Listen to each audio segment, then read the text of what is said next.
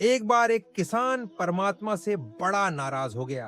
कभी बाढ़ आ जाए, कभी सूखा पड़ जाए, कभी धूप बहुत तेज हो जाए, तो कभी ओले पड़ जाए। हर बार कुछ ना कुछ कारण से उसकी फसल थोड़ी खराब हो जाए। एक दिन बड़ा तंग आकर उसने परमात्मा से कहा, देखिए प्रभु, आप परमात्मा हैं, लेकिन लगता है आपको खेती बाड़ी की ज्यादा जानकारी नहीं है। एक प्रार्थना है कि एक साल मुझे मौका दीजिए, जैसा मैं चाहूँ वैसा मौसम हो, फिर आप देखना मैं कैसे अन्न के भंडार भर दूंगा। परमात्मा मुस्कुराए और कहा, ठीक है, जैसा तुम कहोगे वैसा ही मौसम दूंगा, मैं दखल नहीं करूंगा। किसान ने गेहूं की फसल बोई। जब धूप चाहिए तब धूप मिली, जब पानी तब पानी।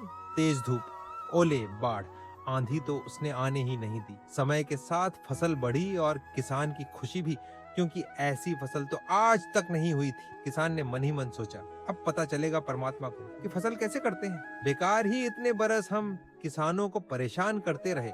फसल काटने का समय भी आया। किसान बड़े गर्व से फसल काटने गया, लेकिन जैसे ही फसल काटने लगा, एकदम से छाती पर हाथ रखकर बैठ गया। गेहूं की एक भी बाली के अंदर गेहूं नहीं था।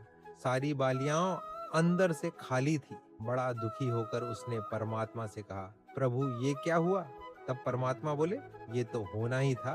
तुमने पौधों को संघर्ष का जरा सा भी मौका नहीं दिया। ना तेज धूप में उनको तपने दिया, ना आंधी ओलों से जूझने दिया।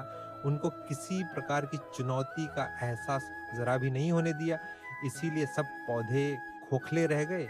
जब आंधी आती है, तेज बारिश होती है, ओले गिरते हैं, तब पौधा अपने बल से ही खड़ा रहता है। वो अपना अस्तित्व बचाने का संघर्ष करता है, और इस संघर्ष से जो बल पैदा होता है वही उसे शक्ति देता है, ऊर्जा देता है, उसकी जीवटता को उभारता है। सोने को भी कुंदन बनने के लिए आग में तपने, हथौड़ी से पिटने, गलने जैसी चुनौतियों से गुजरना पड़ता है। तभी उसकी स्वर्णिम आभा उभरती है, उसे अनमोल बनाती है। उसी तरह जिंदगी में भी अगर संघर्ष ना हो, चुनौती ना हो, तो आदमी खोखला ही रह जाता है।